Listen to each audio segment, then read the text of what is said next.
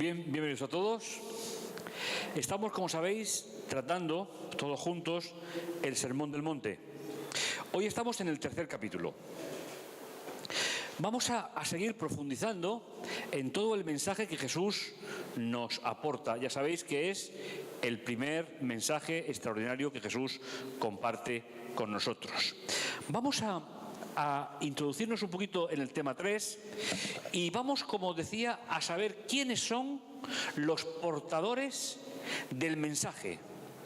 Hemos visto a la multitud, capítulo 5, versículo 1, y una gran multitud que venían de Judea, de Samaria, de Decápolis, que venían de todas las partes. Había una gran multitud que Jesús comienza a darles el sermón.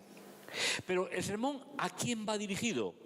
Si leéis en los primeros versículos, en el 1 y en el 2, nos dice: y viendo la multitud, subió al monte, se sentó, y sus discípulos se le acercaron. Y dice el versículo 2: y tomando la palabra, les enseñaba diciendo. Después, en el segundo tema, vimos las bienaventuranzas. Vimos quiénes son los destinatarios del mensaje del reino. ¿Os acordáis que hablábamos de los pobres del espíritu, los misericordiosos, los mansos? Y para todos ellos había una promesa, que seguro que recordáis. Bienaventurados los mansos, porque ellos recibirán la tierra por heredad, porque ellos serán consolados, ellos serán saciados, ellos alcanzarán misericordia. Y así va Jesús narrando.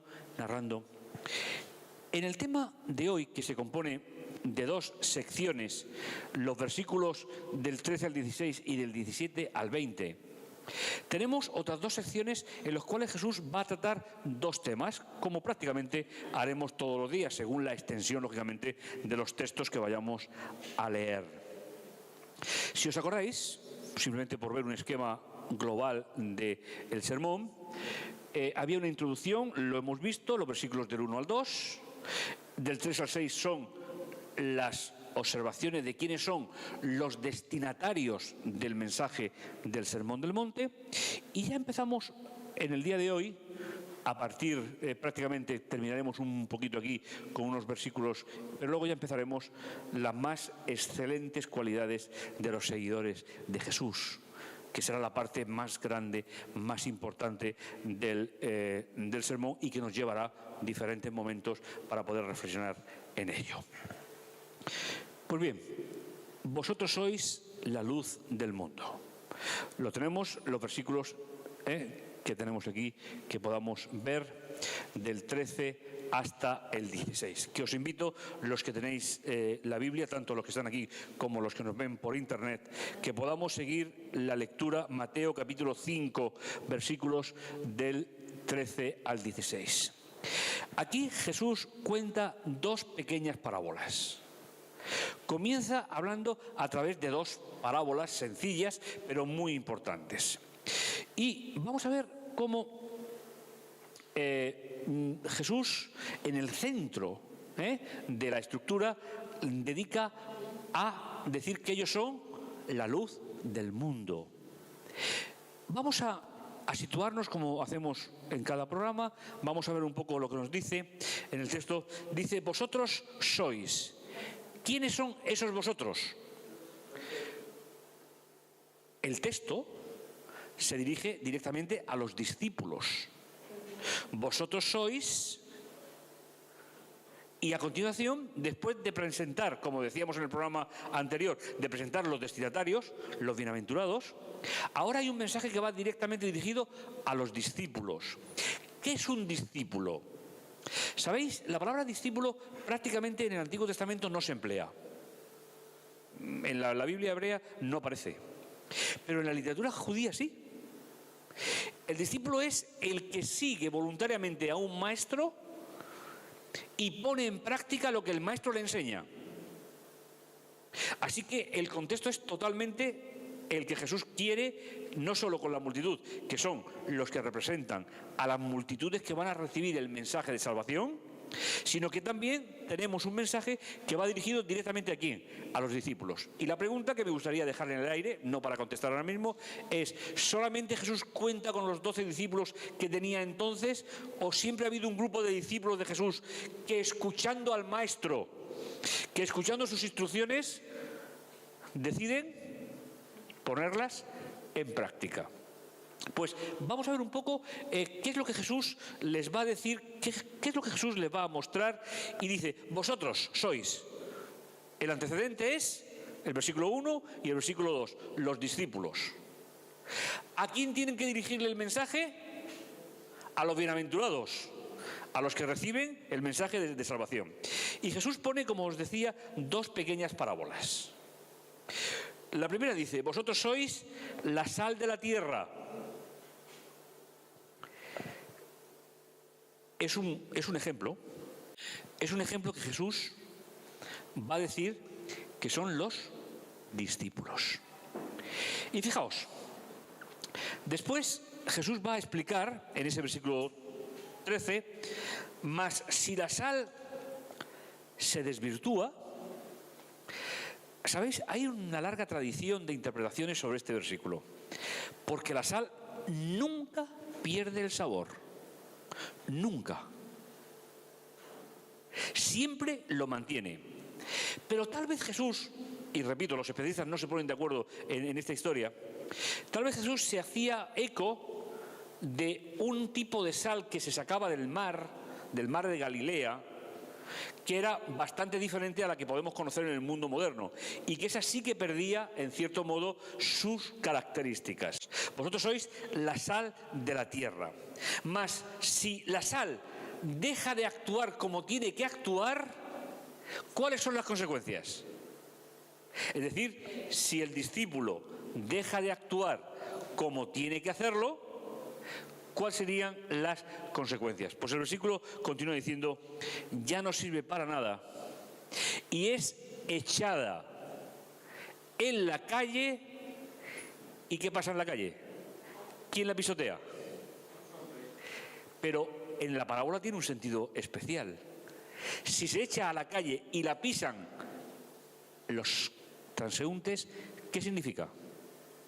Que para ellos no tiene ningún valor. Esta idea es muy importante en la parábola. Fijaos, si vemos las tres partes, son muy interesantes. Vosotros sois la sal.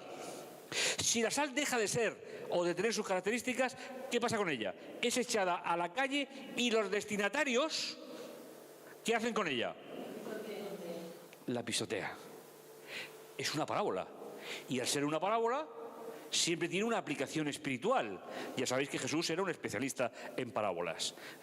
Por lo tanto, si la sal pierde su valor, si los discípulos pierden la ilusión de transmitir el mensaje que el Maestro les enseña, es echada en la calle y los que tenían que recibir el mensaje, ¿qué hacen?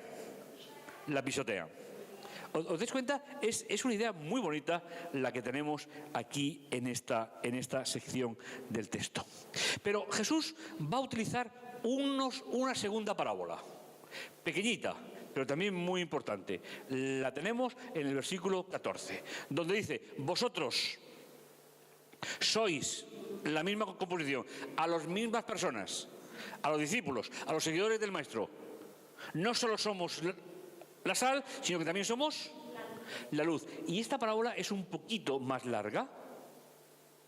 Veis que la primera es solo un versículo, que es muy conciso, pero la segunda también tiene muchísimo que ver con la función que realiza el discípulo. ¿En relación a qué? ¿Cuál es el valor de un discípulo? El valor se lo da el Maestro.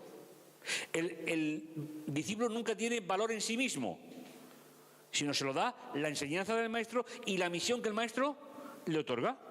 Pues fijaos, dice el texto: vosotros sois, primera parte del versículo 14, la luz del mundo.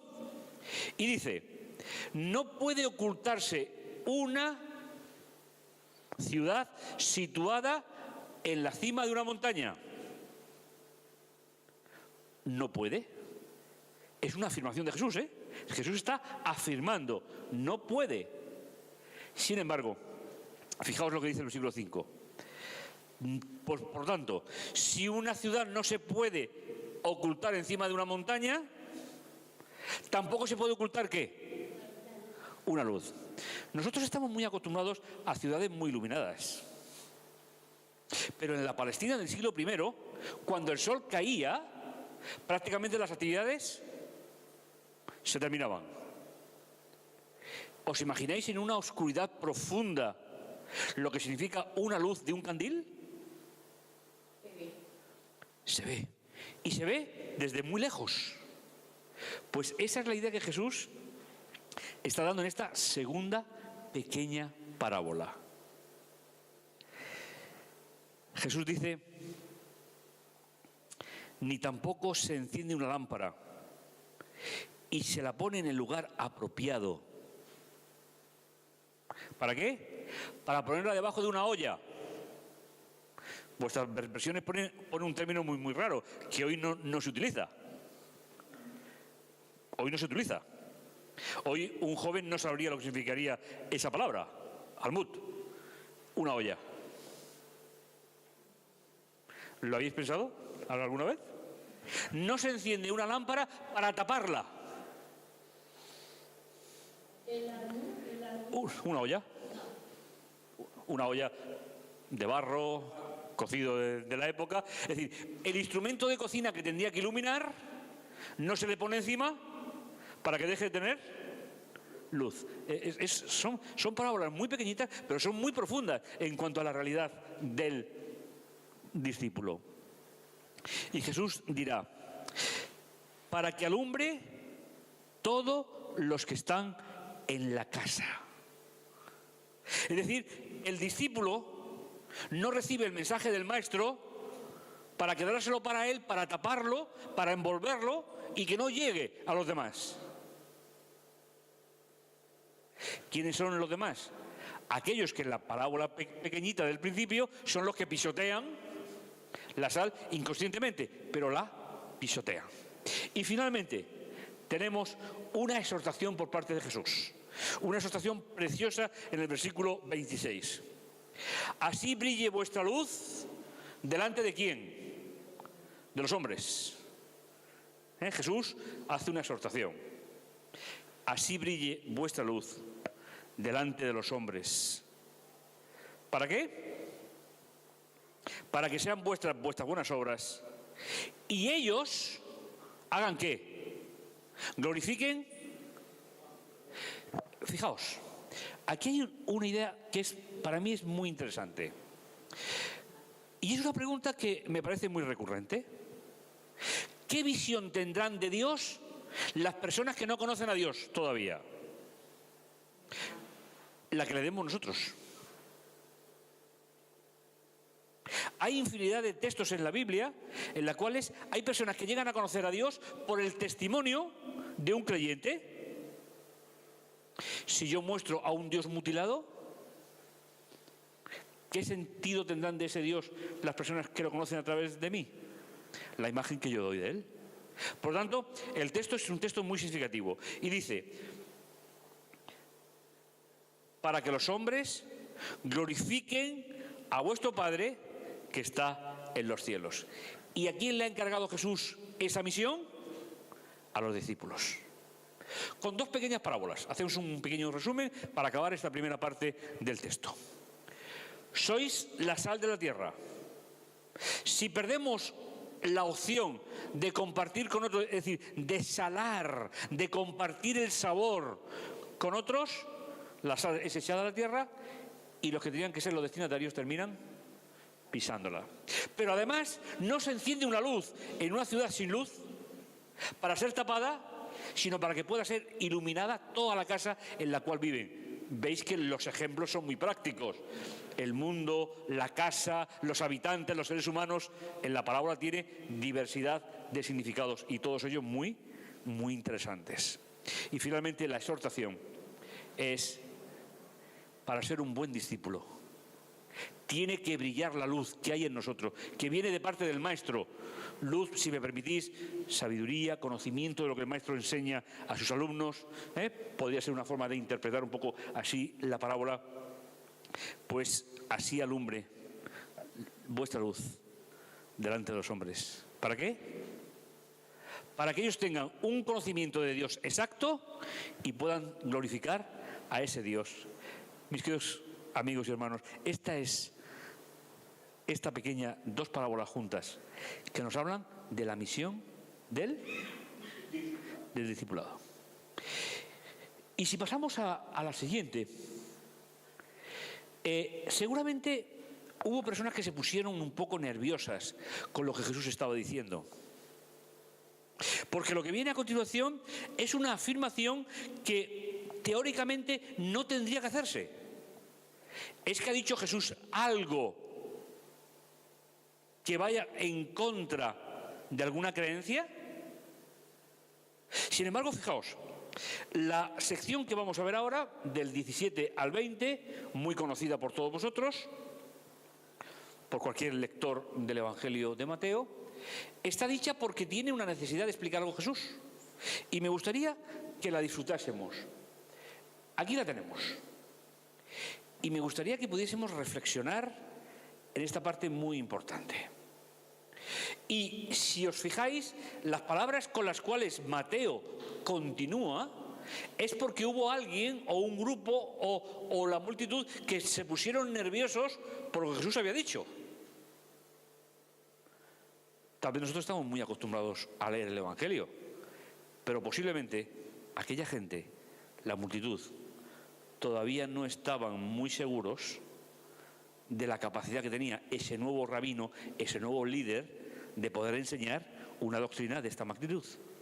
Y Jesús comienza así, fijaos, versículo 17. Dice, no penséis, ¿veis? Es decir, es como una ruptura, es como una conexión.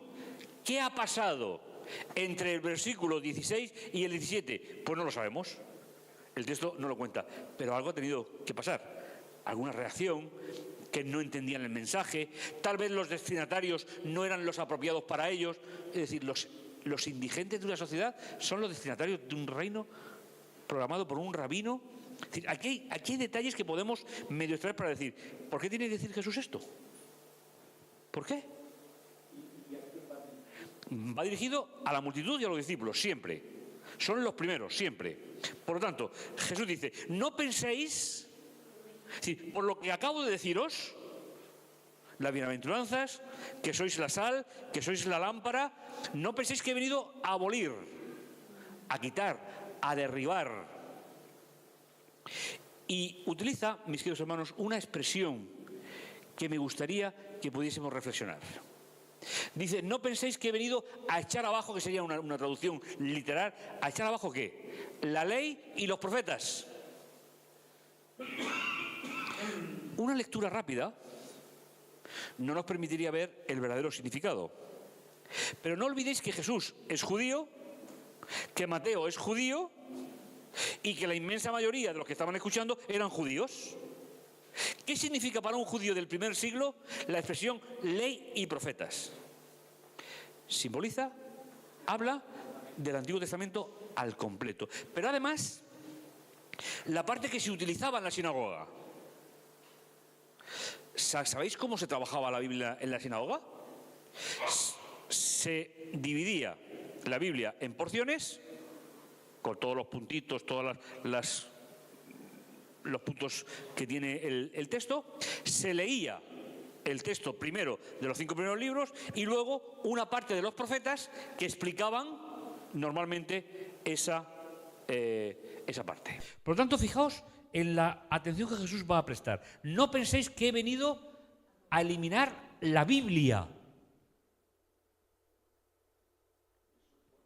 Esa es una idea. Por eso os decía, ¿qué ha pasado entre la parábola anterior y esto? ¿Algo tuvo que pasar entre el público? Para que Jesús dijera, cuidado, no os confundáis. Yo no he venido a abolir nada. Pero, dos aspectos. Ley, que son los 5 primeros libros de nuestra Biblia, y los profetas, que es todo el conjunto de personas inspiradas que explicaron la Torá.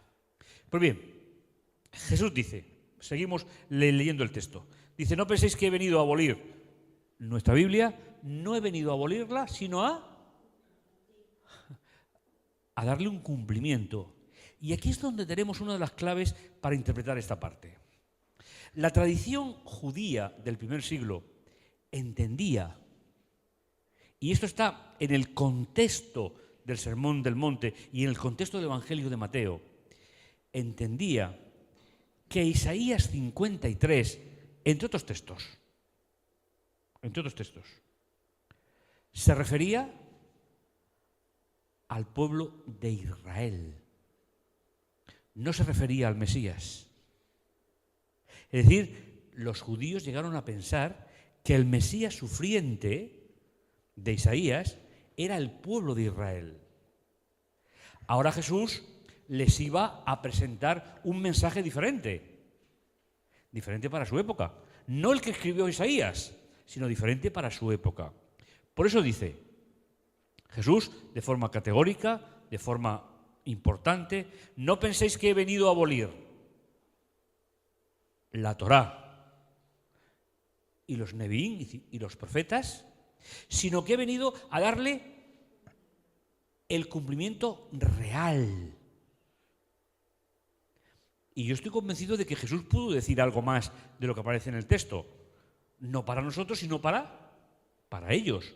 Por tanto, cuando Jesús dice que no penséis que he venido a quitar, sino que he venido a darle un cumplimiento real, Jesús, hay algo que va a cambiar y que es muy importante. El pueblo de Israel, el de aquel momento, no era el personaje central de la profecía, sino era el destinatario de la profecía, al cual la profecía le era entregada ¿para qué? Para que reconocieran la venida de ¿quién? Del Mesías. Por eso Jesús dirá en el versículo 17: no penséis que he venido a abolir, no he venido a abolir, sino he venido a dar el cumplimiento real. No sois vosotros como pueblo los destinatarios de la profecía, soy yo, y vosotros me tenéis que reconocer como ¿qué? Como Mesías. Esa es una idea que estaba muy difundida en la época.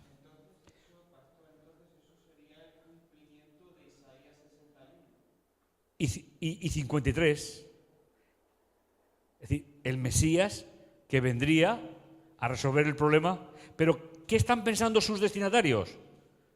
Que el Mesías sufriente es el pueblo. ¿Qué le suman a ello? El exilio de Babilonia, la invasión griega. Es decir, hay toda una contextualización para ellos. Por eso Jesús le dice esta idea que me parece muy importante. Y fijaos, Jesús, en el versículo 18, que sería una de las partes centrales, dice: antes pasará el cielo y la tierra. Es decir, Jesús utiliza dos testigos. Eso se hace mucho en la Biblia. Es un lenguaje muy propio. Antes pasará ¿qué? Dos testigos. El cielo y la tierra, ¿para que pase qué?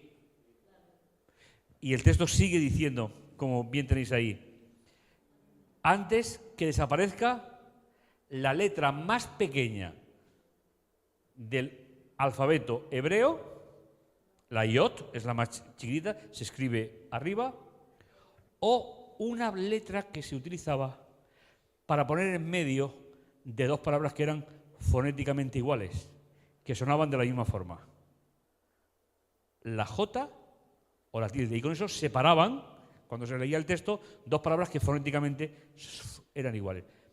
Eso antes pasará el cielo y la tierra, que esas dos pequeñas cosas desaparezcan ¿de qué? De la Biblia que ellos utilizaban. Es un mensaje bastante interesante que me gustaría que pudiésemos reflexionar en ello en estos momentos, tanto nosotros como los que nos escuchan a través de Internet. Por tanto, dice Jesús, versículo 19, el que haga pequeño, el que exima el que quite, el que se convierta en juez de lo que está escrito o no está escrito, fijaos la dimensión de lo que Jesús está diciendo. Versículo 19. Por tanto, el que traspase uno de estos mandamientos más pequeños y así no enseña a los hombres, será considerado muy pequeño en el reino de los cielos. Es una sentencia realmente importante que Jesús está estableciendo.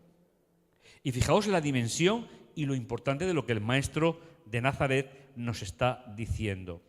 Será el más pequeño en el reino de los cielos. En cambio, el que los observe y los enseñe será grande, no en la tierra, sino será grande en el cielo. Finalmente, el versículo 20 que tenemos aquí, dice Jesús, porque si vuestra justicia, y aquí vais a ver cómo Jesús va a puntualizar definitivamente lo que está diciendo. Si vuestra justicia no fuese mayor que la de los escribas y fariseos, no entraréis en el reino de los cielos. Fijaos lo importante de este versículo. Vamos a hacer una pequeña síntesis de lo que hemos visto hasta ahora y luego quiero mostraros un gráfico para que lo analicemos durante unos minutos antes de despedirnos por hoy, para que veáis qué creían ellos y cómo lo creían. Pero para que lo veamos, Jesús les dice, lo que os estoy diciendo, lo que os voy a decir, no va en contra de la Biblia que tenéis cada sábado estudiando en la sinagoga. Antes pasará dos testigos, el cielo y la tierra, que desaparezca la letra más pequeña del alfabeto y el punto de sonido más pequeño del texto. Jesús se está comprometiendo a ello, ¿vale? Y finalmente, Jesús les dirá que el que considere una parte de la Escritura de forma pequeña será considerado pequeño en el reino de los cielos, y el que lo considere como Dios quiere que la considere será considerado grande en el reino de los cielos. Y finalmente, y ahora volveremos a ello, me gustaría que brevemente dedicásemos, sobre todo también para los que nos ven a través de Internet, me gustaría que pudiésemos reflexionar qué era para ellos la Escritura. Aquí tenéis a los fariseos, aquí tenéis a los saduceos. ¿Y qué pensaban ellos?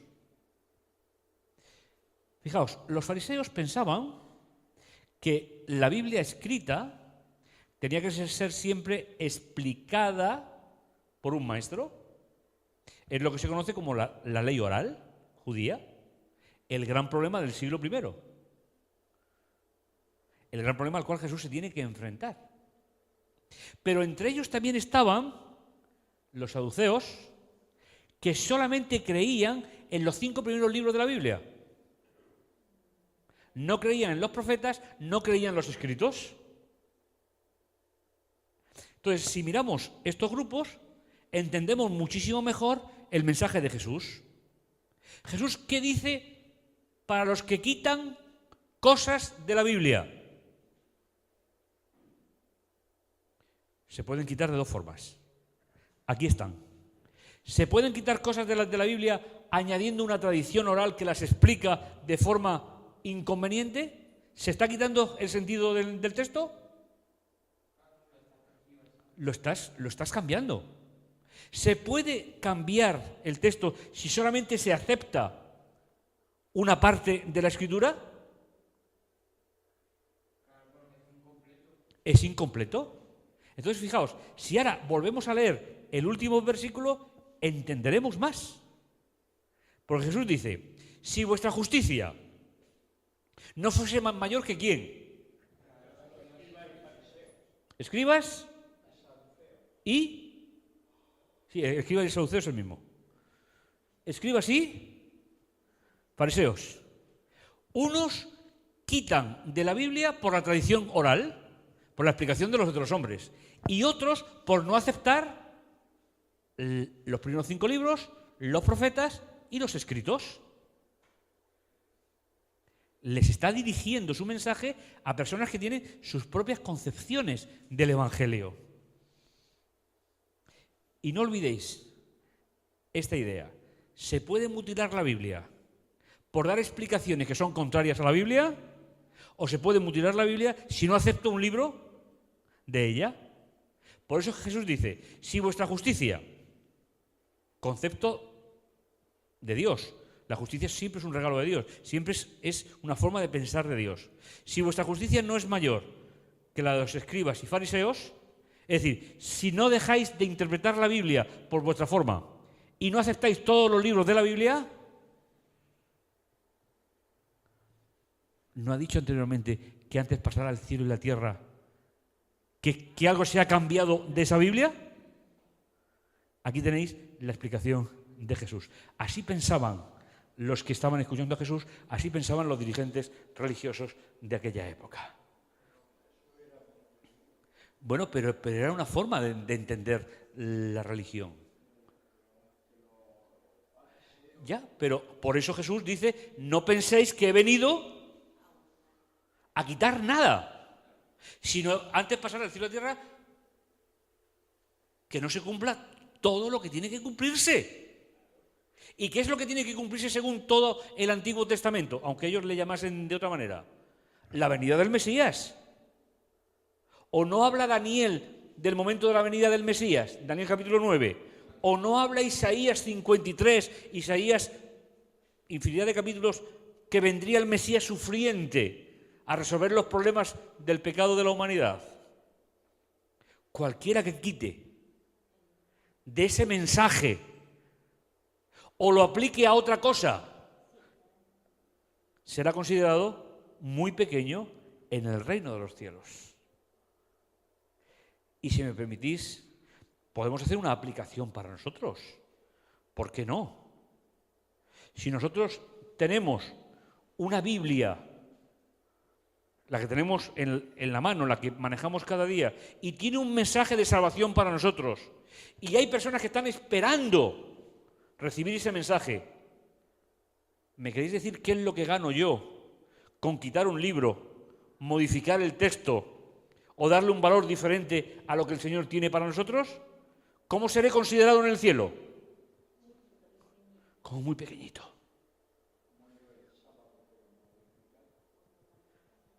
Pero no solamente eso. Hay infinidad de textos que han sido cambiados a lo largo de la historia. Lo hicieron las tradiciones de fariseos y de saduceos o escribas, eran los que se encargaban de los textos, etcétera. Eran los sumos sacerdotes, los sacerdotes los que se encargaban del templo. Es decir, cuando ellos leían la Biblia, la leían en claves culturales, en claves propias.